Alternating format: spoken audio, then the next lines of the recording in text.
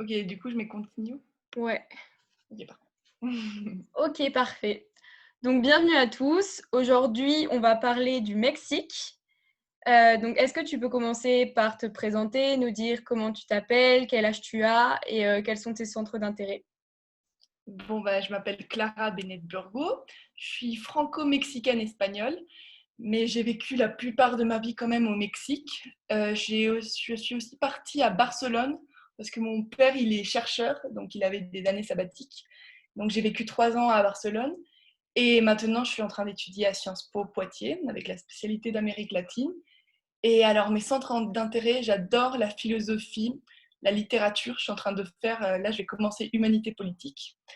Et j'aime énormément le théâtre. Je pense que c'est un de mes hobbies préférés.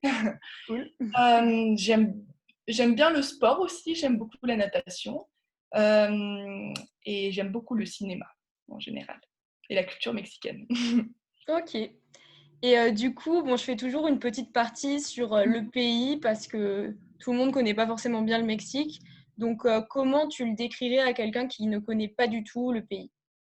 Alors, je dirais que le Mexique, c'est beaucoup de diversité et de contraste en général. Si quelqu'un a la chance de venir au Mexique, en fait, il va se rendre compte qu'il y a à la fois l'extrême pauvreté et à la fois des gens qui sont extrêmement riches. Donc, par exemple, Slim, là, j'ai un musée juste devant moi et lui, il Mm. possède une grande partie des musées en général.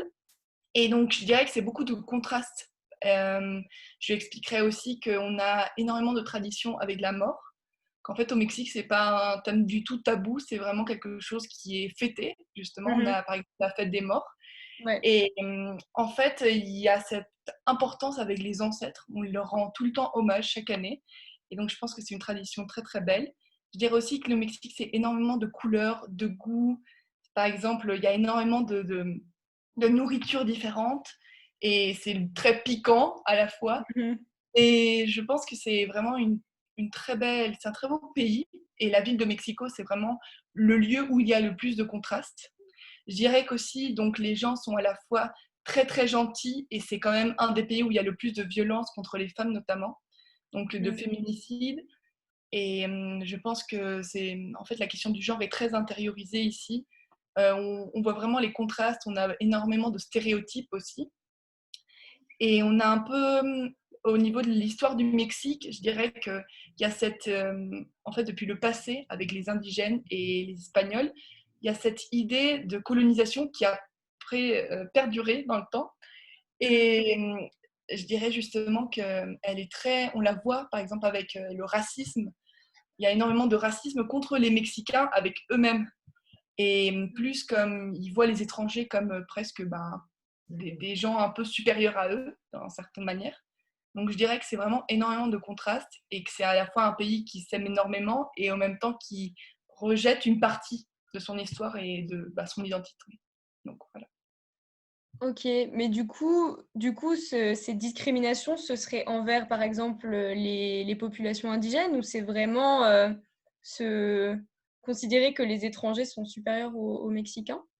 Je dirais que en fait, cette idée de supériorité, c'est très intériorisé.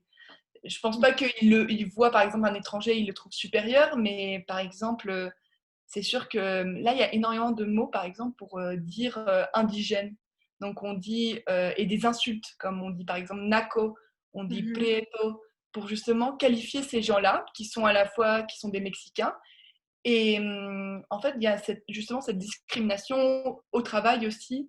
Mhm. Et pour citer un exemple, par exemple, avec Roma, le film, on voit bien Ouais. cette discrimination avec en fait comme une grande partie de la population mexicaine qui rejetait Yalitza parce que justement elle était indigène et qu'ils ne voyaient pas comment une indigène pouvait arriver à être une bonne actrice et avoir quand même le spotlight d'une manière.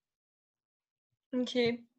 Ouais, c'est vrai que c'est un pays étonnant, le Mexique. Tu te dis que c'est une vraie puissance économique, mais en fait, il y a beaucoup d'inégalités quand même, beaucoup de pauvreté.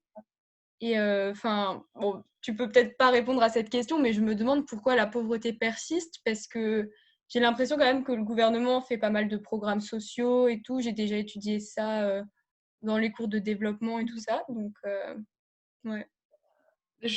Pourquoi la pauvreté persiste? Je pense que il y a beaucoup de choses qui rentrent en jeu. En effet, il y a certaines politiques qui sont beaucoup plus sociales maintenant, mais je pense que pendant longtemps, longtemps, en fait, le gouvernement s'est vraiment centré sur ses propres intérêts et il y a énormément de corruption aussi. Donc, d'une certaine manière, c'est un pays qui a énormément de ressources, mais en même temps, beaucoup de ces ressources sont exploitées par des pays étrangers. Mm. Par exemple, avec les États-Unis, en Ouais. fait, il a vraiment le monopole sur énormément, par exemple, de grandes surfaces. Et si on visite Mexico surtout, on se rend compte que, en fait, il y a beaucoup de choses qui sont pareilles qu'aux États-Unis. Par exemple, les grands centres commerciaux énormes Mm. et les immeubles très hauts. Et c'est vraiment étonnant parce on voit bien qu'il y a comme d'une manière que beaucoup des États-Unis a été pris comme exemple pour fonder en fait le Mexique. Ah Donc, ouais. ouais. Et du coup, depuis que Trump est président, est-ce que ça a empiré l'économie du Mexique? Je pense qu'il y a beaucoup de choses qui ont joué dans l'économie du Mexique. Je pense que, en effet, Trump et surtout tout son discours sur le mur, ça a vraiment empiré l'image mexicaine en général. Mm. Ça a renforcé le racisme, ça a renforcé les stéréotypes. Je dirais qu'aussi, par exemple, bon, là, forcément, avec le Covid, on est par exemple dans un confinement soft parce que la plupart de la population a quand même, disons, ils n'ont pas des travaux fixes, donc ils ne peuvent pas arrêter de travailler, sinon ils arrêtent de manger. Donc Mhm. je pense qu'il y a beaucoup de choses qui rentrent en jeu et cette extrême pauvreté joue beaucoup dans beaucoup d'inégalités. Ouais. Et aussi, au niveau de la question de la femme, il y a eu énormément de revendications là, notamment je pense au 8 mars, qui était une énorme marche vraiment de femmes. Et en fait, on se rend compte qu'il y a énormément de féminicides et de haine en fait envers les femmes, alors que c'est quand même, comme je te disais, un pays de contraste parce qu'à la fois, la Virgen de Guadalupe, qui est vraiment comme une entité qu'on adore, bah, c'est quand même une femme. Et aussi, par exemple, c'est intéressant de voir dans le vocabulaire, les gens, quand tu les insultes, les plus grandes insultes sont comme chinga tu madre, et c'est vraiment des choses contre les mères. Donc à la fois, on idolâtre énormément la mère, c'est quelque chose qu'il faut protéger et qu'on ne peut pas toucher, et en même temps, il y a tellement de féminicides et de haine et de viols, et en général, ben, vraiment des meurtres, mais commis horribles, et la justice, ben, elle ne s'en charge pas vraiment. Mhm. Je pense qu'il y a beaucoup, c'est vraiment une question de contraste en général. C'est ça ce qui est Ouais. intéressant. Ouais, donc c'est pas seulement lié à la criminalité, à la violence en général, il y a vraiment quand même plus de Ouais. violence envers les femmes. Je pense que oui. Je pense que oui. En tout cas, et en plus, il y a des mini, comme moi j'appelle ça des mini-machismes, micro-machismes, parce que vraiment, ça peut se passer à n'importe quelle échelle et en fait, on l'entretient de n'importe quelle manière en réfléchissant avec le vocabulaire. Donc, je pense que c'est très important. Ok. Bon, j'aimerais bien continuer à parler du Mexique, mais on va peut-être passer aux règles. Euh, D'accord. on peut commencer par la perception des règles au Mexique. À ton avis, est-ce qu'elle est négative? Est-ce qu'elle est positive? Comment tu l'évaluerais? Alors, je dirais que les règles, c'est une perception qui a beaucoup évolué avec le temps. Je pense que à la base, c'est une perception négative quand même. On essaye de le cacher, on n'essaye pas de le montrer. C'est pas quelque chose qu'on parle énormément. Et par exemple, moi, dans mon expérience, moi, j'ai été dans un lycée franco-mexicain, Mhm. mais en fait, quand même, on parlait pas tellement des règles. C'était quand même tabou. Donc, je dirais que c'est vraiment un gros, gros tabou en général. Surtout les femmes qui en parlent à des hommes. Entre les femmes, c'est pas tellement tabou vu qu'elles le vivent toutes. Mhm. Mais en parler aux hommes, c'est vraiment compliqué. Donc, on utilise toujours, par exemple, ah non, j'ai mal au ventre. On essaye en fait d'un peu contourner avec des mots ou ne pas dire réellement ce que c'est. Parce que justement, bah, ça dégoûte parce qu'on a cette perception que les règles, c'est quelque chose de dégueulasse, Mhm. il ne faut pas en parler, je veux dire, c'est du sang. Et on a vraiment cette idée un peu négative. Après, je pense que la vision, elle est en train d'évoluer, surtout avec le discours féministe, parce qu'ils sont en train de montrer, bon, bah, par exemple, il faut justement assumer son corps, il faut assumer ce qui nous arrive, il ne faut pas le cacher, ce n'est pas quelque chose à... Il ne faut pas avoir honte, et il faudrait en parler plus. Et justement, je pense que ça, c'est en train d'aider à faire évoluer la vision des choses. Après, forcément, c'est très particulier, c'est vraiment pour une grande élite un peu intellectuelle, d'une certaine manière, les gens qui arrivent à avoir de certaines éducations à un certain niveau, à s'informer. Donc je pense que d'une manière, c'est pas pour tout le monde, cette Ouais. vision. Est-ce que tu as des exemples, du coup, de ces petites expressions qu'on utilise au lieu de dire le mot règle pour cacher un peu? Euh, alors, je te dirais, on peut dire par exemple, me está bajando, tout le monde sait que ça veut dire, Mmh. c'est en train de descendre, donc tu sais que Ouais. ça veut dire les règles, mais Mmh. d'une certaine manière, tu le dis pas énormément, tu dis exactement, comme j'ai dit, j'ai mal au ventre. Euh, je me rappelle aussi, ma grand-mère m'avait expliqué qu'avant on appelait ça comme elle est malade pour dire qu'elle a ses règles, ou que on avait comme ces espèces de stéréotypes, comme si c'était en fait ton changement d'humeur, tu changeais vraiment de personnalité presque. Mmh. Et, et je pense que ça aide à entretenir. Après, moi, je connais pas énormément non plus de mots négatifs, disons, pour désigner les règles. Mais je pense que eux, ça représente un peu l'idée générale qu'on a. Ouais. Ouais, ouais. Et est-ce que tu as déjà entendu parler de croyances? Donc, par exemple, je sais que quand j'ai fait des recherches sur d'autres pays d'Amérique latine, il y avait des croyances comme, bah, si tu as tes règles, il faut pas se laver, il faut pas toucher de l'eau ou il faut même pas se laver les cheveux, tu peux pas manger certains aliments, des croyances comme ça. Alors moi, personnellement, non. Mais encore, c'est vraiment mon exemple à moi. Euh, je pense que c'est juste cette idée que c'est sale. Et je pourrais te dire que, par exemple, au Mexique, avec moi, j'ai l'impression qu'il y a cette idée de vouloir cacher un peu, par exemple, les règles, avec notamment énormément d'odeur dans les serviettes hygiéniques. Mmh. Et même, ça devient en fait excessif, parce que c'est vraiment, t'as pas envie de le faire sentir du tout. Ouais. Et je trouve que c'est un peu dans cette idée-là. Peut-être c'est pas tellement, moi je connais pas les stéréotypes à ce niveau-là. Bon, encore moi, Bah, j'habite tant mieux, hein, j'ai envie de te dire, ouais. Mais je pense qu'il doit y en exister sûrement. mmh, Et je sais aussi que j'avais cherché justement des chiffres sur les gens qui peuvent acheter justement les serviettes hygiéniques, parce que à la base, les tampons, ça coûte au Mexique, dans toute ta vie, ça doit coûter entre 20 000 pesos. Et si tu n'achètes que des tampons, et si tu n'achètes que des serviettes, ça doit compter 11 000 pesos, alors que le ouais. salaire minimum, il me semblait que c'était une centaine de pesos, même pas. Donc, euh, Mmh, ouais. donc c'est vraiment Donc les tampons, incroyable. presque personne en utilise, en fait. Ouais. Bah, en vrai, nous, du coup, dans la ville, je connais pas des gens qui en utilisent pas. Mais c'est sûr que si tu habites dans la campagne ou si tu es dans un endroit un peu isolé, c'est compliqué d'avoir accès aux ressources. Et Mmh. même, il y a énormément de femmes qui connaissent pas maintenant qu'il y a par exemple des serviettes écologiques ou qu'il y a la cup. Je Mmh. pense que c'est des choses en fait qui sont pas du tout communiquées. Si tu te rends compte, par exemple, j'étais en train de justement remarquer dans les grandes surfaces où tu achètes des serviettes hygiéniques, c'est Ouais. normalement dans l'endroit un peu maquillage, c'est un peu caché, tu sais, dans un rayon où voilà. Et, et par exemple, on me racontait que j'ai une amie qui est allée acheter des serviettes hygiéniques dans une pharmacie. On lui a donné un sachet en papier au lieu d'en plastique pour pas qu'on voit à travers. Donc c'est cette idée que c'est quelque chose de caché, qu'il ne faut pas le montrer, que c'est privé, et en même temps que c'est vraiment tabou, je dirais. OK. Ouais, ouais, ouais. Et est-ce que dans ton lycée, tu as déjà vu, par exemple, des moqueries envers quelqu'un qui avait ses règles, qui avait une tâche, mais aussi, tu sais, toutes ces remarques sur le fait d'être plus émotionnel pendant ses règles?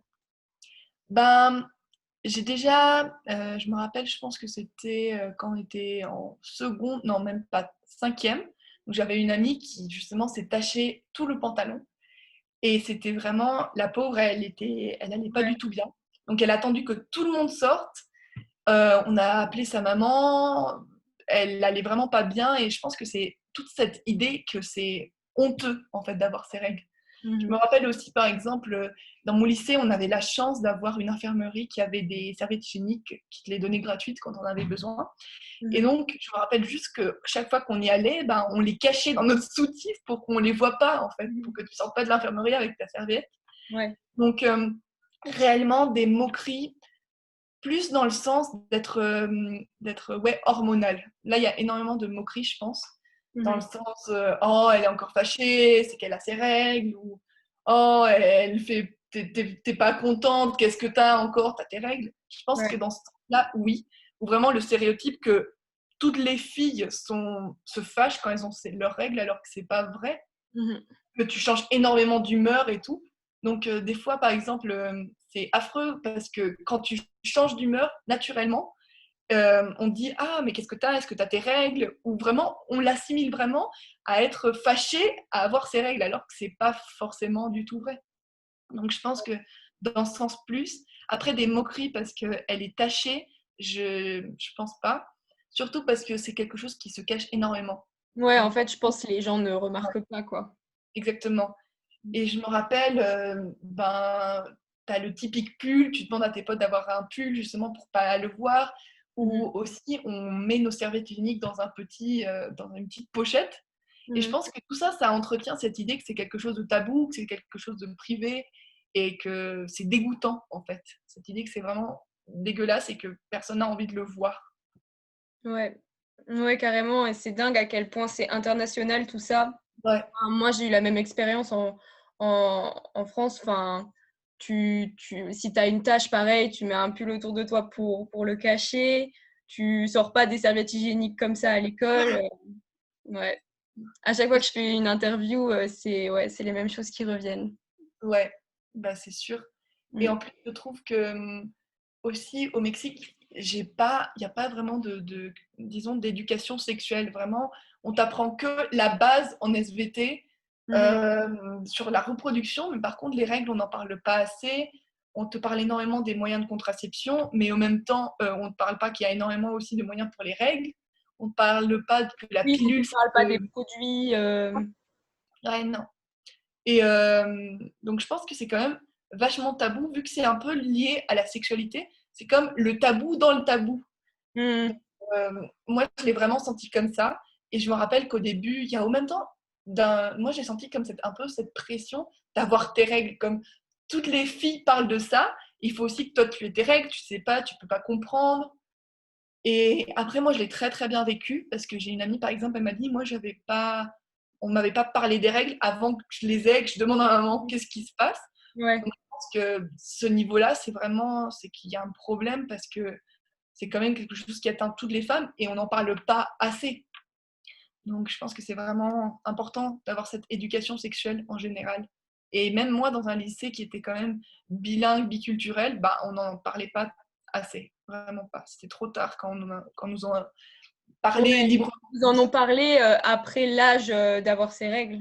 Ouais, un peu, oui. Et bah, je pense qu'en peut-être en cinquième, en sixième, j'étais pas là, mais en cinquième, ils nous ont fait un peu un pitch, mais c'était vraiment un truc tout petit.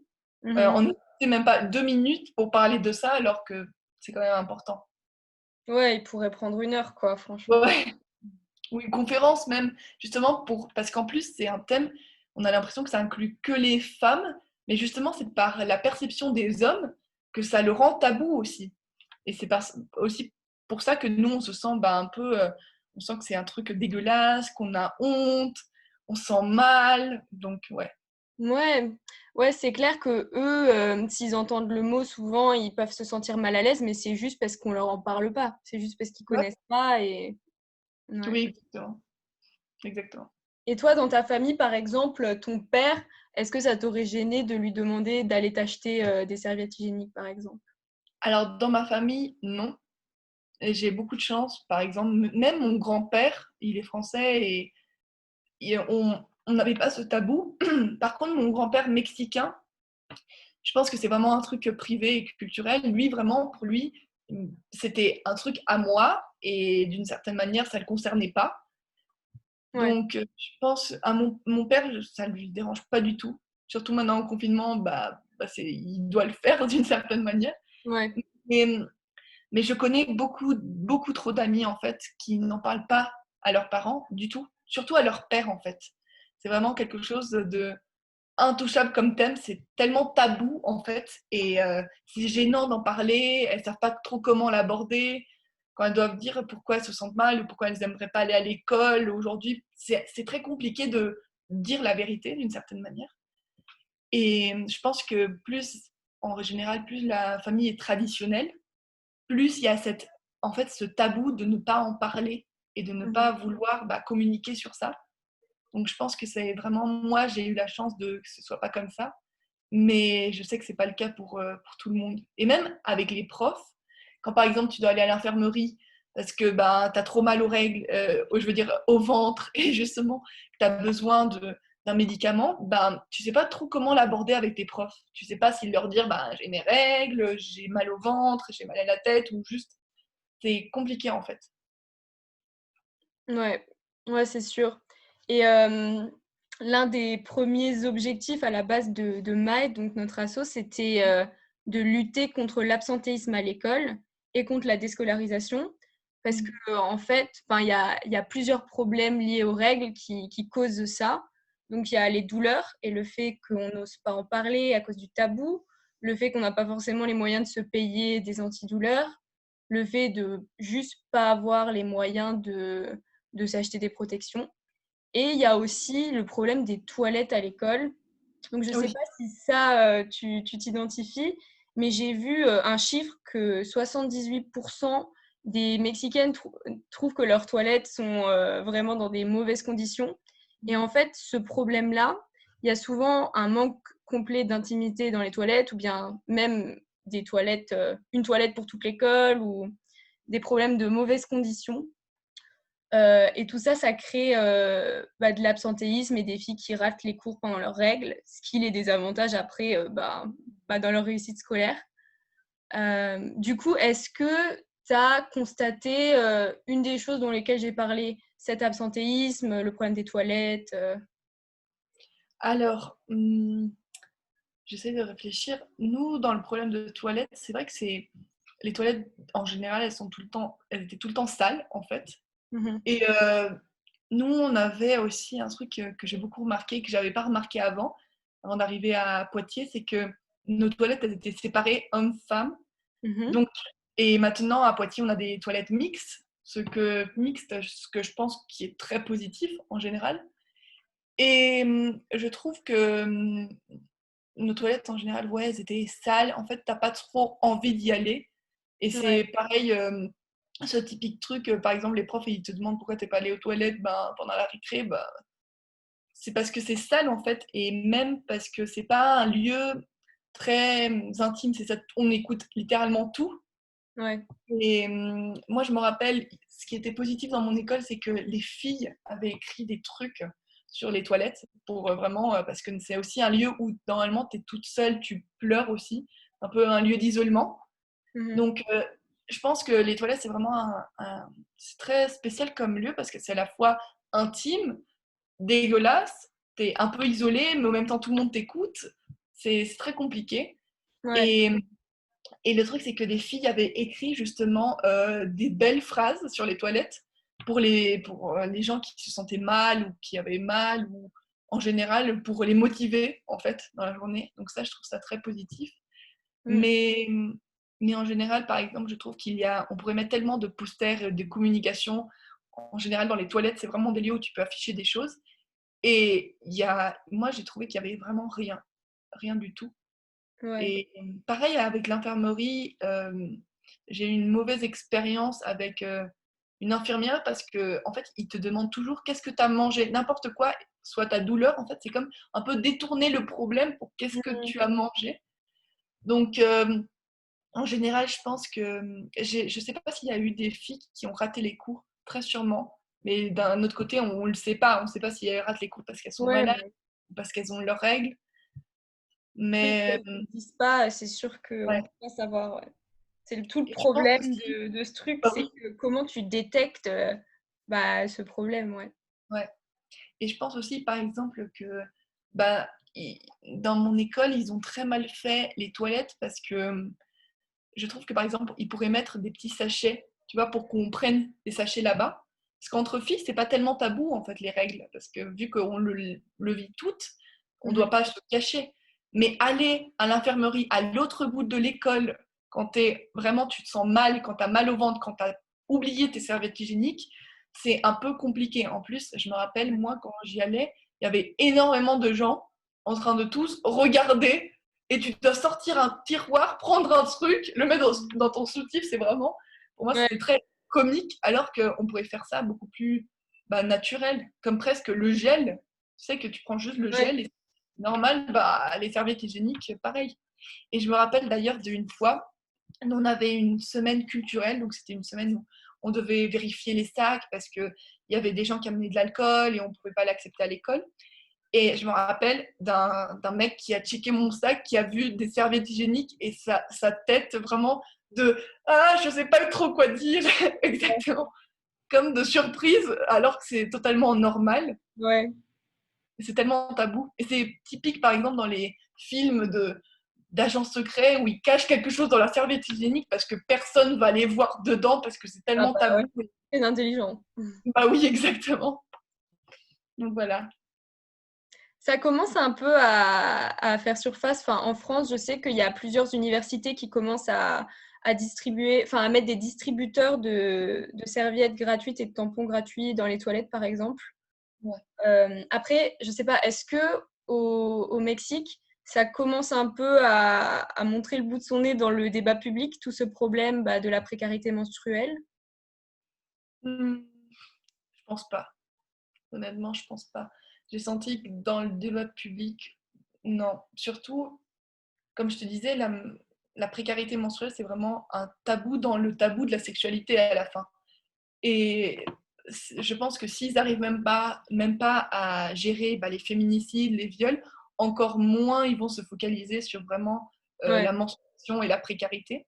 Mais à la fin, en fait, tout est lié parce que cette idée que les règles c'est dégueulasse, qu'il faut le cacher, qu'il faut que tu aies honte presque d'avoir tes règles, je pense que tout est lié réellement. Tout est lié à cette idée de la femme, de l'intimité, de on ne touche pas, c'est ton truc, c'est ton problème.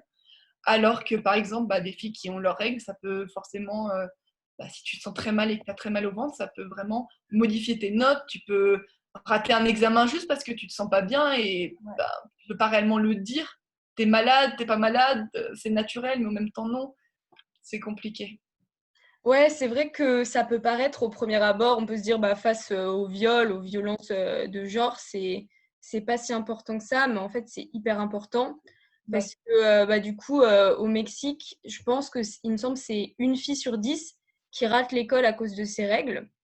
Et évidemment, si elle rate l'école, voilà, pour sa réussite scolaire, c'est pas top. Et pareil aussi, si des filles, par exemple dans les milieux ruraux où elles peuvent vraiment pas se permettre d'acheter des serviettes, elles utilisent des vieux bouts de tissu et des choses qui peuvent leur causer des problèmes de santé. Euh, et du coup, je sais pas si tu connais, mais j'ai vu qu'il y avait une députée qui avait parlé de ça, qui a fait aussi des lois contre les violences de genre et qui a parlé de la précarité menstruelle. Elle s'appelle Gabriela Quiroga Anguiano. Non, je la connais pas. PRD. Gabriela Quirondano. Quiroga Anguiano. Avec mon accent. Non, je connaissais pas. Après, pareil, j'ai vu une pétition pour faire baisser la taxe sur les produits menstruels parce qu'elle est élevée au Mexique, c'est 15%, comme pour l'alcool, le parfum, les cigarettes et tout, Oui, enfin, n'importe quoi. Et pareil, la pétition, elle avait moins de 1000 signatures. Donc j'ai l'impression que c'est un peu du mal à décoller oui, c'est sûr. le sujet. Et attends, je te retrouve ce que j'avais trouvé sur. Et alors, j'avais vu, oui, justement, c'est 280 pesos par année, en fait, si tu achètes que des serviettes hygiéniques. Les tampons, c'est 600 chaque mois. Et la COP, en fait, si tu te rends compte, c'est beaucoup moins cher au niveau de ce que tu devrais. Ben, justement, ça coûte alors 620 et ça peut durer jusqu'à 10 ans. Et en fait, on n'est pas du tout informé. Moi, j'ai cherché justement dans les rayons et nous, on n'a pas des copes menstruelles comme ça. En tout cas, moi, j'en ai pas trouvé. Je pense que tu dois vraiment aller dans des lieux spécifiques ou des pharmacies ou le commander par Internet.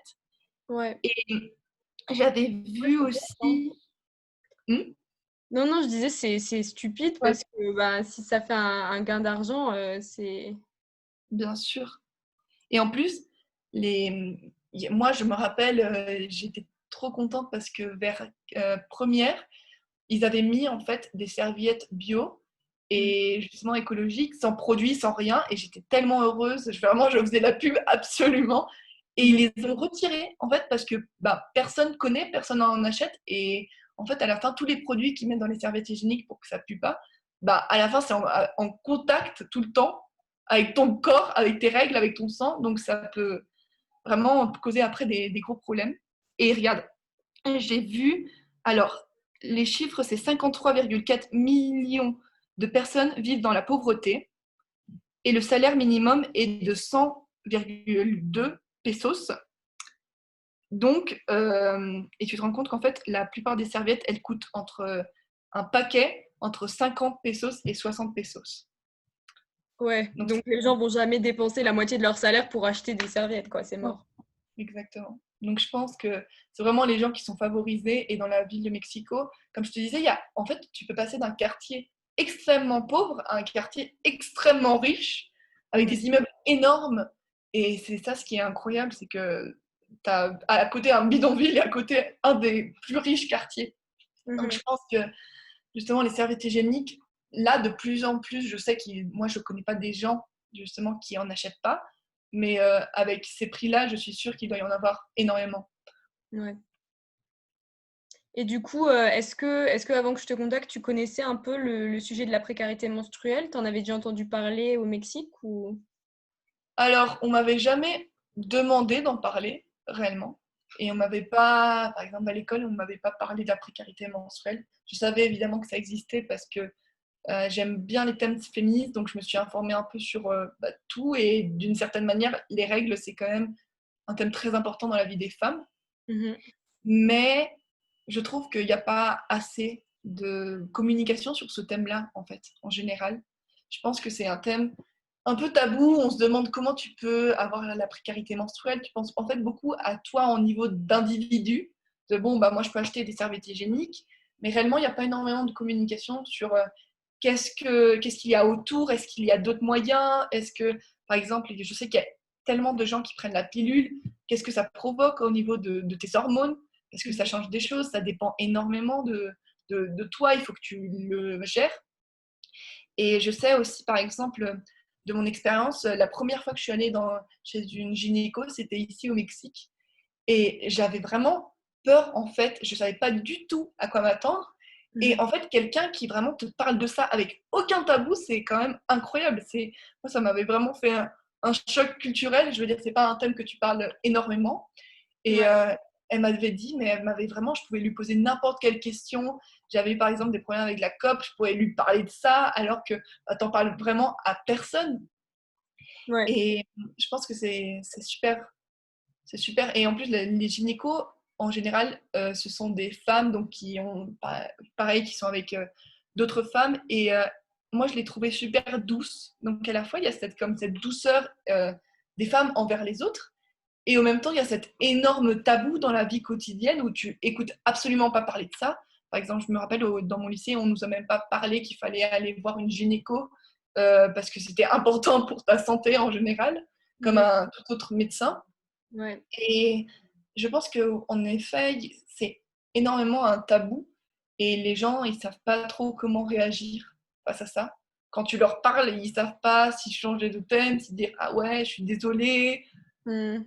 Donc je pense que c'est intéressant de rompre les stéréotypes en général et Ouais. d'arrêter avec cette vision que c'est dégueulasse aussi surtout. Et parce que c'est à la fin cette vision que la femme doit se cacher par qui elle est et c'est pas assumer réellement qu'on est bon bah ouais j'ai mes règles mais c'est normal, Ouais. ça change rien quoi. Ouais, carrément. Et je pense que ça devrait vraiment commencer à l'école. Les infirmiers ou les infirmières à l'école devraient avoir des connaissances là-dessus et les profs devraient être un peu conscients du problème, qui se rendent Non, compte, par exemple, s'il y a une fille qui manque les cours tous les mois à la même date, ben, que c'est peut-être lié à quelque chose, quoi. c'est sûr. Et je pense aussi par exemple des fois, même toi, par exemple, avec ton cycle, tu comprends pas. Il y a des filles qui ont un très bon cycle, mais il y en a d'autres qui sont vraiment très déréglées. Et ça, c'est aussi important que les infirmières soient qualifiées pour pouvoir te dire, bon, va voir cette gynécologue, c'est pas très important, c'est pas très grave, je veux dire, t'inquiète pas, c'est normal. Mhm. Ou je sais en fait qu'il peut y avoir énormément de préoccupations liées à ça et que c'est vraiment pour beaucoup de filles une source d'anxiété pour aller à l'école quand tu as tes règles, quand tu as mal, quand tu n'as vraiment pas envie d'être là. Donc je pense qu'on n'en parle pas assez et qu'en même temps, les adultes, ils ne savent pas trop comment réagir face à ça. Et même quand tu oses le dire, ils ne savent pas trop quoi te répondre. Ouais. Pareil, la serviette hygiénique dans les toilettes, je pense que c'est très important. Et c'est très important que les hommes, d'une certaine manière, le voient et prennent conscience que c'est normal. Je ne sais pas comment l'expliquer, mais pour moi, c'était vraiment quelque chose que tu parlais que avec des filles. Et en même temps, c'est totalement stupide de cacher, par exemple, quand tu passes une serviette hygiénique en super discret, c'est totalement stupide de faire ça parce qu'à la fin, tu es en train de cacher une partie de toi, une partie du fait d'être femme. Et les autres, ils ont l'impression que tout va bien. Je me rappelle que, par exemple, au collège, les garçons, ils ne comprenaient pas pourquoi tu changeais d'humeur parce qu'en fait, il n'y a aucune communication. Et vu qu'on a l'impression que eux, ils sont vraiment, ils comprennent pas, qu'ils sont un peu à l'extérieur de ça, on leur en parle pas. Et donc, ça les fait s'isoler et ils ont énormément d'idées. Par exemple, dans les règles, aussi, je pense qu'il y a une grosse partie, un gros problème avec les publicités pour les serviettes hygiéniques, avec le liquide bleu, Ouais. où vraiment, on a l'impression que c'est un truc totalement, on comprend pas vraiment, quand tu es un petit enfant et que tu regardes ça, tu comprends pas c'est quoi. Et, et aussi, je pense qu'une partie du problème qui est intéressant, c'est que ça vient avec l'idée du sang, que le sang, c'est quelque chose de ton corps, c'est un peu dégueulasse, t'as pas envie de le voir ni rien. Donc je pense qu'il y a vraiment un gros tabou sur les règles en général. Et d'ailleurs, j'ai essayé de chercher plus d'articles sur ça, sur le Mexique, et j'en ai pas trouvé en fait la masse. Donc, alors que c'est quand même un thème qui touche toutes les femmes. Pareil, la ménopause, je pense qu'on n'en parle pas assez. Oui, Non, c'est vrai, c'est vrai. Et pareil, ça touche toutes les femmes et on voit ça comme quelque chose de forcément négatif, forcément, ah, c'est la fin de ta vie, alors que ouais, bah, non, pas forcément. exactement. Biaisé sur tous ces thèmes qui touchent à la santé des femmes, je trouve. Ouais, c'est extrêmement intéressant. Et je trouve qu'aussi, on associe énormément sexualité avec les femmes à vraiment, t'es enceinte, t'as ton bébé, alors qu'on voit pas tout ce qui se passe avant, ni tout ce qui se passe après. Et aussi, j'avais vu énormément de témoignages de violences, en fait, pendant, pendant les accouchements. En fait, de violences, je sais pas comment ça s'appelle, mais Obstétricale? gynécologie, je pense, ou... Hein? Obstétricale? Oui, sûrement. Et c'est incroyable parce que c'est hyper tabou, parce que normalement, c'est des médecins et c'est vraiment compliqué en fait de se faire Ouais. sortir des thèmes comme ça qui sont aussi intériorisés et c'est hyper en fait comme on le voit vraiment comme si c'était que un truc intime et personnel et que ça se voit, c'est ton problème d'une certaine manière. Ouais. Est-ce que dans tes cours ou bien même au Mexique en général, tu avais déjà entendu parler des risques de santé? Aussi, bah, par exemple, si tu portes un tampon trop longtemps, le risque du choc toxique, Ah, des problèmes comme ça. pas du tout. Non. Alors ça, c'est vraiment pas du tout. Moi, je me suis informée quand j'ai commencé à voir qu'il y avait des serviettes écologiques et ma mère, elle est très bien informée, elle est psychologue, donc elle a tout le temps comme été très informée au niveau des trucs très privés d'une certaine manière. Mhm. Et elle me disait, mais regarde la boîte, je veux dire, regarde les produits qu'ils mettent dedans pour que ça pue pas, pour que ça tienne et tout. Donc, je pense que moi, honnêtement, à l'école, vraiment, jamais on m'en a parlé.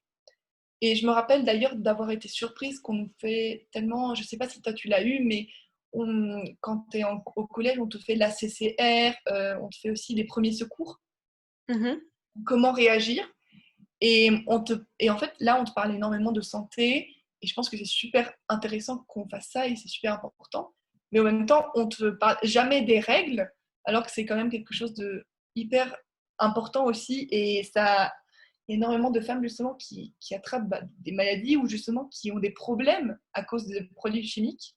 Ouais. Donc moi, honnêtement, à l'école, on m'en a jamais parlé. Même je me rappelle pas réellement au collège qu'on me dit bon bah attention les filles, vous allez peut-être avoir des règles, ça se passe comme ça, c'est normal. Je me souviens vraiment pas. Donc ouais, c'est triste quoi. Ouais, ouais, parce que du coup, tu te retrouves avec des filles qui, à l'université, bon, commencent à devenir peut-être qui ont plus confiance en elles, qui comprennent mieux leur corps et tout, mais qui sont pas au courant de ces risques.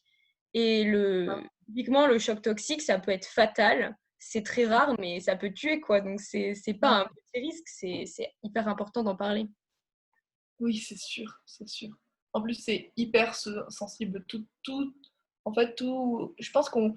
C'est très drôle parce que je me suis rendu compte aussi que, par exemple, euh, au collège, on rigole énormément, on dessine des bites et tout le monde sait dessiner en fait, de manière très caricaturale.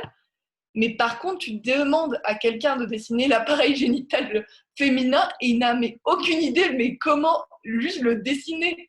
Donc je Ouais, pense que ouais, c'est ouais. avec, c'est incroyable quand même. Mm. Donc ouais, en général, je pense que c'est très tabou. Et comme je te disais, vu que c'est lié à la sexualité, c'est toutes ces questions-là, en fait, elles sont vraiment très perçues comme intimes et on les rejette en fait de les comprendre parce qu'on dit bon bah c'est de chacun, c'est à chacun de voir comment ça se passe. Si t'as mal, bon bah c'est ton problème, achète de l'Advil, achète. Et aussi, je pense qu'on nous parle pas assez des, je me rappelle plus, il y avait un certain médicament que quand tu le prends, quand tu as tes règles, en fait, ton sang il est beaucoup plus fluide et donc en fait tu perds beaucoup plus de sang. Je me rappelle pas exactement. De Ah ouais. quoi? Non, je j'ai jamais entendu parler de ça. Ouais, d'après moi, je sais plus le nom, mais en tout cas, il y a un médicament justement qu'il faut absolument pas prendre pendant que tu as tes règles. Et pareil, on m'en a jamais parlé. Moi, c'était ma maman qui me l'avait dit. Mais, Ok. et- et Bah, toi, si tu peux lui demander ce que c'est, oui, ça m'intéresserait de le savoir du coup, parce que oui, ouais, c'est pas pour- évidemment. Mais ouais. Et en général, je pense qu'aussi, on a cette idée que toutes les règles sont pareilles, un peu. On essaye de globaliser, tu sais, comme si tout le monde réagissait pareil à leur cycle. Déjà, on n'a pas le même cycle, on n'a pas les mêmes symptômes. Donc, je pense que c'est très important de voir aussi que c'est quelque chose de très personnel. Et je me rappelle, moi, quand j'ai commencé à utiliser l'application pour justement avoir son cycle, Mhm. j'utilise Flow et c'est excellent et c'est super. Ça a vraiment changé ma vie au niveau des Ouais. règles. En plus, tu peux mettre tes symptômes, tu peux mettre combien de sport tu as fait. Donc, c'est vraiment super intéressant. Mm. Ouais, j'ai jamais testé ça, mais ça a l'air cool. Ouais, il y a énormément d'applications pour ça. Et ils te donnent même des conseils quand tu te sens mal ou quand tu te sens un peu down, justement, que tu te sens un peu déprimé. Ils te donnent énormément de conseils ou d'astuces en fait pour avoir moins mal. Et je pense que les règles, c'est aussi apprendre bah, à s'aimer et à comprendre son corps, à voir comment il marche. Je pense que c'est une partie importante. Ouais, c'est sûr. Je pense que bah, on peut avoir. Moi, je sais que personnellement, j'ai toujours dit que ça me faisait rien. Et en fait, ben, d'une certaine façon, c'est vrai, j'ai pas trop de douleur, j'ai rien de spécial. Mais du coup, à chaque fois que j'avais peut-être un peu mal au ventre ou quoi et qu'on me demandait, bah, je disais non, non, c'est pas à cause de mes règles, ça me fait jamais rien mes règles. Et j'ai l'impression il y a un peu ouais, ce truc de réprimer et de faire comme si ça t'atteignait pas, alors que si tu notais justement tes symptômes, tu comprendrais beaucoup mieux ton corps, tu comprendrais mieux tes réactions. C'est sûr. Euh, Moi, pareil, même cas. Mes règles en général, elles me font pas trop mal. Mais il y a quand même des périodes où j'ai vraiment très très mal. mhm. Et, et aussi, par exemple, c'est super intéressant de voir, moi, ma meilleure amie, elle avait un cycle super petit, vraiment, ça pouvait durer 3 jours max. Et moi, c'était long, ça durait une semaine, c'était frustrant. Donc, je Ouais. pense que c'est aussi accepter et se connaître pour réellement savoir quand ça va arriver, comment tu vas te sentir. Et je pense qu'en général, c'est très important, mais qu'on n'a pas assez de conscience, même nous les femmes, qu'on le vit, on n'a pas assez de conscience que c'est pas grave que tu es mal, il faut vraiment le voir son importance et lui donner son importance. Parce qu'on a tendance à le minimiser comme bon, bah, c'est pas très grave, j'ai mes règles, Ouais. voilà. mais réellement, ça peut bouleverser tes émotions, ça peut changer ta manière d'être productif, tu peux t'en vouloir, il y a énormément de choses qui rentrent en jeu. Et je pense qu'en plus, l'école en général, elle est quand même là pour nous informer sur les grands thèmes et la famille aussi. Elle joue un rôle très très important. Et je pense que c'est pas assez, c'est trop tabou encore, alors que ça devrait pas l'être parce que c'est normal, c'est naturel. Ouais, c'est clair. Ouais. Et est-ce que le fait de vivre un peu en France, du coup, tu trouves qu'il y a une différence de perception, une différence notable, ou qu'au final, c'est quand même assez similaire, la perception des règles et tout ça? Alors, moi, j'ai senti beaucoup de changements. Je ne sais pas si sur les règles, parce que moi, j'étais déjà pas mal ouverte au Mexique. Mmh. J'avais vraiment conscience et ça n'a jamais été tabou.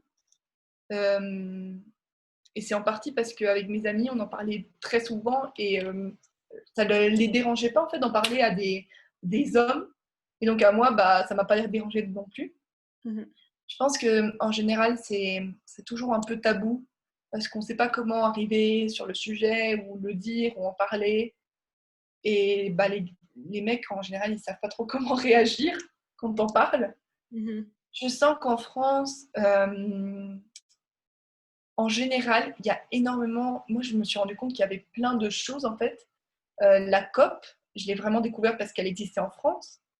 Mais je me suis rendu compte qu'il y avait tellement de serviettes hygiéniques. Je ne savais pas qu'il y avait des culottes même Ouais, menstruelles. Je ne savais pas du tout ça. C'est waouh. intéressant. J'aimerais bien l'essayer. Ouais. Ouais. Et en fait, c'est drôle parce qu'on a peur un peu d'essayer des nouveaux trucs face aux règles. Vraiment, par exemple, moi, je suis très habituée à avoir des serviettes hygiéniques. Et je me rappelle comme d'avoir de la cup avoir dit, je sais pas, je doute, de l'avoir essayé, que ça me convenait pas. Et en fait, donc ouais, les serviettes, je veux dire les culottes menstruelles, il y a aussi des espèces de serviettes, mais que tu peux laver. Ouais. Je ne savais pas que ça existait. Mmh. Et vraiment, je pense que on n'a pas, ici au Mexique, on n'avait pas autant d'outils, vraiment.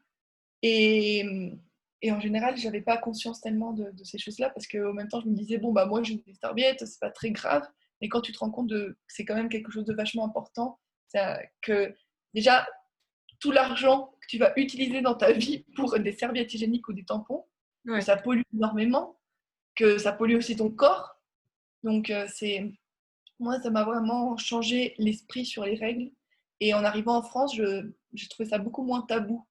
Peut-être c'est aussi mon impression, mais moi j'étais beaucoup plus ouverte à parler de ça, ça me dérangeait pas. Euh, et en général, vivre toute seule, en fait, bon, moi j'habitais en coloc, donc avec une autre fille, donc on parlait de ça quand on en avait marre et tout, donc c'était vraiment très ouvert. Alors qu'en général, c'est quelque chose que tu gardes beaucoup à toi-même et que tu penses que c'est juste ton problème. Et au niveau de, en fait, beaucoup de questions, je pense qu'en France, moi j'ai senti beaucoup plus d'ouverture, beaucoup moins de tabous. Donc, je réfléchis, mais notamment, moi, je ne savais pas qu'il y avait tellement de maquillage écologique, parce qu'au Mexique, en fait, dans les grandes surfaces, on n'en a pas assez. Donc, en fait, tout ce qui est vraiment lié à l'environnement, j'ai découvert tellement de produits en France. Et, et donc, ça a vraiment changé ma vision sur les choses, qu'en fait, tu peux te brosser les dents avec une bonne brosse à dents qui est quand même bio. Mmh. Tu peux te maquiller et en fait, j'ai changé mon rapport avec mon corps surtout. Faire des choses en fait qui sont saines aussi pour moi et qui sont pas forcément des grandes marques mais qui me font sentir bien. Et je pense que ça c'est important justement parce que en prenant conscience de ce qu'on achète en général et de l'impact, c'est comme ça qu'on va changer notre manière de consommer. Ouais. Et notamment par exemple avec les friperies, ici il n'y a pas de friperie du tout. Alors que c'est quand même quelque chose qui a changé ma vie parce que c'est excellent comme idée, comme initiative et je le connaissais, mais pas du tout, du tout. Donc il y a Et énormément de choses. typiquement, les friperies comme les cups, bah, du coup, tu Mhm. fais énormément d'économies. Donc, Bah oui, le problème de la précarité, c'est, enfin, pour l'écologie, pour les problèmes financiers, c'est la réponse parfaite. Donc, ouais, ah ouais. c'est vrai qu'on a de la chance quand même. On a beaucoup de produits. Je trouve qu'il y a beaucoup de produits bio et typiquement de maquillage bio qui restent assez inaccessibles financièrement. Ouais. Mais c'est vrai que pour les cups, pour les serviettes réutilisables, c'est quand même avantageux, quoi. Ouais. Et même, par exemple, par exemple, tous les shampoings qui sont, qui sont solides, je ne savais pas que ça existait. Vraiment, il y avait plein de choses en fait que je n'avais pas vraiment conscience parce que je me suis jamais posé la question. En fait, tu t'habitues un peu à consommer bah, comme quotidiennement. Donc, tu achètes cette marque-là parce que, bon, bah, ok, elle est rose, j'aime bien la forme des serviettes hygiéniques, mais en fait, réellement, tu ne te poses pas beaucoup la question. Sauf quand tu as le choix et que tu vois qu'en fait, ce que tu consommes, ça va aussi provoquer des changements et que tu peux changer ta manière de voir les choses et aussi de vivre ton corps. Moi, je me rappelle quand j'avais mes règles, quand j'ai commencé à avoir mes règles, c'était vraiment hyper tabou pour moi. Même pour moi-même, comme l'assumer, c'était très compliqué, alors que mes parents m'en ont quand même parlé et que, en général, j'avais pas trop honte, mais j'avais quand même une relation compliquée avec mes règles parce que quand j'avais mal, je le disais pas ouvertement à mes potes et j'utilisais beaucoup la typique phrase de ouais, j'ai mal au ventre. Et je pense qu'en fait, il faut aussi assumer comment tu te sens en général. Et en voyant que les autres le faisaient, moi, je me suis dit, bah, en fait, c'est pas du tout tabou, c'est normal de le faire et de dire comment tu te sens. Et c'est comme, bah, tu demandes comment va ta journée, bah, bien, écoute, ça va, j'ai mes règles. C'est pas, tu sais, quand tu le dis, normalement, il y a une réaction un peu bizarre par ton Ouais. auditeur et il ne sait pas trop comment réagir. Et moi, j'ai vraiment appris à, ben, que ça m'affecte pas, de pas avoir honte, en fait, de comment je me sens. Ouais. J'espère qu'un jour, on pourra se sentir comme ça dès le début. Parce qu'au final, ben, même si tu as des parents hyper ouverts sur la question, tu reçois plein de messages autour de toi, de la société, les pubs typiquement avec le liquide bleu, ben forcément, ça t'influence. Bah ouais. C'est normal. Et aussi, tu te demandes, par exemple, bah, c'est le contact avec le sang, cette idée que ça, en fait, c'est un truc qui est pas sain, qui est pas beau, qui est pas, que t'as pas envie d'en parler. Mm. Donc, je pense qu'il y a beaucoup de choses qui rentrent en jeu. Ouais. Et même, exactement, même si tu as une famille, même si peut-être on t'en parle un petit peu à l'école, c'est pas assez ouvert comme question. C'est pas quelque chose que t'en parles naturellement. Alors que c'est, pour moi, c'est presque, tu devrais presque le vivre comme une émotion, comme bon, bah, c'est juste une période, voilà. Ouais. Faudrait presque qu'à la télévision ou dans les séries qu'on regarde, il y ait des gens qui en parlent Ouais, tranquillement, comme si c'était rien de spécial. ouais, Mm. exactement. Et, et aussi voir, par exemple, il y a tellement de méthodes que quand tu as tes règles, tu commences à comme comprendre que, bon, moi, par exemple, la chaleur sur mon ventre, ça m'aide énormément. Faire des petits cercles, il y a plein de choses en fait qui marchent. Et c'est ça, dans les séries, bah, ils en parlent vraiment jamais, alors que même ils parlent de thèmes très, bah, justement, ils sexualisent énormément, Mhm. mais aussi une partie de ta sexualité en tant que femme, c'est aussi tes règles. Et il y a aussi, par exemple, dans les couples, il doit y avoir sûrement énormément de problèmes. Quand au niveau, bon, bah, j'ai mes règles, je peux pas coucher, j'ai pas envie. Ou... Il y a énormément en fait, de problèmes en général au niveau de parler sur la sexualité. C'est vraiment très tabou. Bah oui, dans les séries, c'est tellement idéalisé la sexualité qu'une scène avec une fille qui est là, non, attends, j'ai mes règles. C'est pas du tout. Exactement. Ouais. Exactement. Mais Alors que je pense il que ça faudrait arrive qu'ils super soient souvent. intégrés. Ouais, c'est sûr. En tout cas, moi, je sens que, ouais, au Mexique, en général, en plus avec la relation père-fille, ça peut devenir très, très compliqué. Ouais. T'as Ouais. constaté ça pour tes amis Ouais, surtout avec des amis bah, qui en parlaient pas du tout, en fait. Qui me disaient, bon, bah, j'ai pas trop su comment dire à mon père que j'avais mal parce que j'avais mes règles.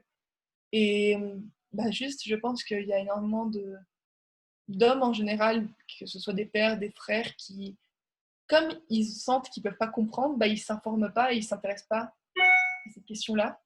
Ouais. Et je pense que c'est en train d'évoluer parce qu'il y a énormément maintenant justement, de parents qui, en général, essayent de bah, comprendre. Et juste avec ce discours féministe, je sens que la vision, elle est en train d'avancer. Justement, on est en train de dire non, mais en fait, moi, j'ai pas honte, j'ai mes règles. Et il y a énormément, justement, maintenant, avec le discours féministe, j'ai l'impression qu'il y a comme cette revendication de bon, bah, on va montrer les trucs qui semblent dégueulasses. Parce Mhm. qu'en fait, c'est pas du tout dégueulasse. Ouais. Juste pour que les gens sachent ce que c'est. Et par exemple, sur Instagram, il y a des posts sur juste des serviettes hygiéniques avec du sang et il n'y a pas de tabou à avoir. C'est normal. Ah ouais, nous on les voit tous les mois Bah dans oui, la vie, voilà. exactement. Et le montrer aux autres, c'est justement montrer que c'est pas un truc affreux, que tu dois pas avoir peur de ça ou avoir peur d'en parler. C'est juste totalement normal. Ouais. Du coup, peut-être une petite question pour conclure. À ton avis, au Mexique, quelles sont les priorités un peu pour améliorer le vécu des règles des femmes? Alors, la priorité, je dirais que c'est vraiment l'école. À l'école, pour moi, ça doit commencer depuis le collège, depuis la sixième.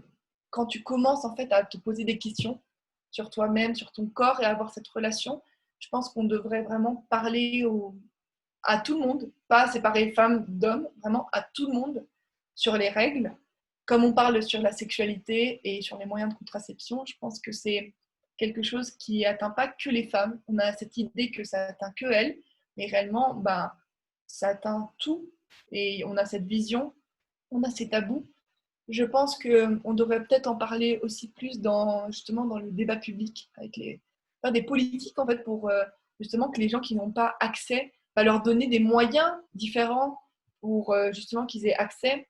J'avais vu un documentaire sur comment en Inde en fait ils ont fait des serviettes hygiéniques, ils ont eux-mêmes produit des serviettes hygiéniques pour leur village, ce que Ouais. je trouve super bien.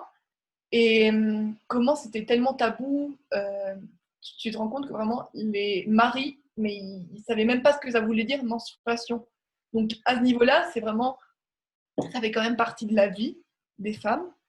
Je pense que donc le discours politique, il est très important d'en parler. Je pense que dans les grands commerces et dans les publicités, on doit arrêter d'avoir ce mythe sur les règles, sur la femme tout habillée en blanc qui met son petit liquide bleu, comme si c'était un truc tellement incroyable qu'elle met son liquide bleu pour tester la serviette hygiénique. Je Ouais. pense qu'on devrait, pareil dans les séries, montrer réellement la réalité. Mais pour moi, le Mexique, ça doit commencer avec des expositions, avec vraiment de l'éducation, mais accessible à tout le monde. C'est-à-dire que ce ne soit pas que des musées vraiment super prestigieux, mais qu'on mette vraiment dans la rue des photos, des images qui montrent que c'est pas dégueulasse en fait. Et j'ai l'impression que en général au Mexique, on trouve certaines choses dégueulasses alors qu'elles ne le sont pas du tout. Et les choses qui sont les pires, on les normalise énormément. Alors je pense qu'il y a vraiment cette... comme on inverse le discours. Et, et justement, on devrait être dégoûté. Nous, on appelle ça des piropos, mais c'est vraiment comme des gens qui t'harcèlent dans la rue ou qui te sifflent. Je pense qu'on devrait être vraiment dégoûté de ça, au Mhm. lieu des règles et du sang et des toilettes en général, parce qu'on a cette idée que les toilettes, c'est quelque chose de super dégueulasse, alors que tu peux décorer des toilettes de manière très très belle et te sentir très bien et très à l'aise. Je pense que au niveau de l'éducation et changer cette vision depuis l'école, pour moi, c'est ce qui est important. Parce qu'à l'école, c'est où tu apprends à socialiser avec les autres. Et donc, si les autres voient que c'est pas hyper tabou, même la sexualité, le fait de rater l'école, il faudrait vraiment plus en parler que c'est des problèmes majeurs et informer les gens. Je pense que c'est très important parce que il y a tellement ce discours, il est vraiment la précarité menstruelle, comme je te disais. Moi, j'en avais pas entendu réellement parler à l'école. Mhm. C'est incroyable qu'un problème comme ça, ou les produits chimiques, ou d'autres instruments que tu pouvais avoir, je pense que tout ça, on devrait réellement en parler à l'école, surtout. Après, je pense que, enfin, j'espère, mais je pense que ça va quand même émerger au Mexique parce que en ce moment, enfin, ces 2 dernières années, ça prend quand même vraiment beaucoup d'ampleur. Et dans beaucoup de pays, il y a des politiques qui commencent à prendre ce sujet et à essayer de faire quelque chose. Donc, j'espère que ça va venir pour le Mexique. Ouais, pareil. J'espère aussi. Ouais. Merci beaucoup, en tout cas, c'était hyper intéressant. Et tu as vu, au final, tu as su parler parce que on a parlé longtemps. Donc, Ouais, c'est sûr, c'est c'est sûr. top. Mais c'est super intéressant. Et je pense que c'est très bien que tu fasses des entretiens sur ça. Je pense Ouais, même qu'on n'en parle pas assez, justement. ouais, c'est sûr. Et j'aime vraiment bien les faire parce qu'on se rend compte de tous les points communs qu'il y a entre tous les pays. et aussi des différences. Donc, c'est... Ouais. Ouais, c'est sûr. Et moi, je voulais te poser une question. Est-ce que toi, par exemple, à l'école, on t'en a parlé? Ben, en fait, oui, on m'en a parlé, mais c'était un peu pareil, beaucoup plus sur l'aspect biologique, encore une fois. Donc, qu'est-ce Oui. qu'un cycle menstruel? Ça dure 28 jours, les 5 jours de règles en moyenne. Mais nous non plus, on n'a pas eu vraiment d'informations sur les différents types de produits. Au final, c'est aussi la famille Bah, qui t'explique ça. Après, moi, j'étais dans une école privée et pour tout te dire, dans mon école, il n'y a même pas eu d'éducation sexuelle. C'était vraiment... ils étaient un peu en freestyle et il n'y avait vraiment pas grand-chose. Je pense que peut-être dans les écoles publiques, il y a des lois qui obligent les écoles à faire ce genre d'ateliers et de sensibilisation et tout ça.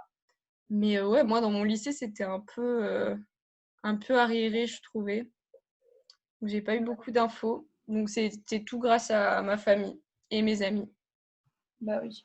Mm. C'est triste quand même parce que moi aussi, j'ai eu vraiment que l'aspect biologique. Euh, et en plus, l'aspect biologique, ça te donne vraiment comme... T'as une distance face à ça. Comme, bon, bah, je sais comment ça marche, mais je sais pas Ouais, comment ça se sent. t'identifie pas du tout. Tu vois, déjà, même les dessins du corps féminin, tu te dis pas que ça, c'est mon corps. Non, c'est. C'est sûr, c'est sûr. Mm. Je pense qu'il y a vraiment un gros problème. Au niveau de la sexualité, c'est un énorme tabou en fait. Ouais. Et j'avais fait un peu une recherche justement sur le mythe du viol.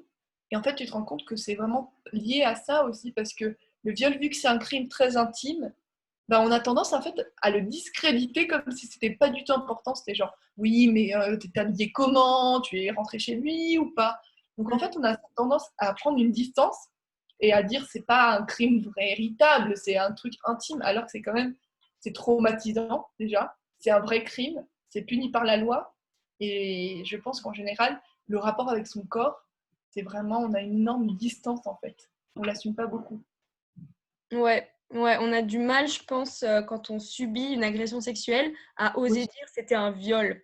On va peut-être dire c'était une agression, mais ouais, l'accusation du viol, elle est très dure à faire et je pense qu'il y a plein de filles qui vivent en fait bah, des viols, mais si c'est par leur partenaire ou quoi, elles n'osent pas forcément non, mettre les mots dessus, quoi. oui, c'est sûr. En plus, parce que c'est des mots qui importent, mais c'est parce que le problème importe, justement. Ouais. Mais ouais. En tout cas, c'est très intéressant. Et je connais pas beaucoup d'associations qui. Je connaissais pas énormément d'associations qui s'intéressent justement à la précarité menstruelle. Ouais, ouais, c'est vrai, il y en a pas beaucoup. Ça commence à gagner de la visibilité, mais Mm. quelques-unes par pays maximum, quoi. Donc, D'accord. donc, à toi de lancer l'association mexicaine. Je vais le proposer de voir si des gens me suivent. Ouais. Il n'y a que 1000 signatures, c'est quand même un peu triste. Bah oui, c'est ça, j'ai vu ça, je me suis dit, mais faut la partager, faut faire quelque chose, quoi. Ah Bah, si ouais. tu veux, je te l'enverrai. Bah oui, je veux bien. Ouais, Je- l'envoyer à des amis ou. Ouais, c'est sûr. Et je pense que c'est des sujets très compliqués en général d'en parler. En fait, les gens ont l'impression justement que c'est compliqué alors que c'est pas tout simple. Ouais, faut juste commencer. Mm. Exactement. Mm. Et toi, ça fait combien de temps que tu es dans la sauce? Ben, en fait, j'ai fait ça comme stage, donc ça fait que depuis mai. Là. D'accord. Ouais. Bah, c'est super intéressant en tout cas. Bah, Ouais. écoute, ça me fait plaisir que ça te plaise autant et que tu aies eu autant de choses à dire. Ouais, Merci à toi. Merci énormément pour l'opportunité de parler. pas de souci. Bah écoute, du coup, je t'enverrai l'entretien. Enfin, je vais faire quelques coupes, comme c'est Oui, assez oui. long. Et puis, je t'enverrai le résultat final, comme ça, tu pourras voir. Et pareil, tu peux aller voir ce qu'on fait si ça t'intéresse. Voilà. D'accord. Bah, merci beaucoup en tout cas. Merci Et à je te toi. poserai des questions pour Vancouver si j'ai Ouais, des... vas-y, pas de souci. J'adore parler de ça. C'était une meilleure année de ma vie, donc Ah ouais? Et tu es ouais. partie dans quelle université? UBC. UBC? D'accord. Mais tu faisais le double diplôme ou pas? Non, moi j'ai fait que un an d'échange. D'accord, d'accord. Ouais, c'est trop bien. Mm. Mais écoute, je vais m'informer et quand j'aurai plus d'informations, je te poserai des questions. Ouais, Bah ouais, n'hésite pas de souci. En tout cas, merci énormément. Hein. Vraiment, c'était trop bien. Merci à toi. À Bonne plus. soirée. Au revoir à toi aussi. Salut.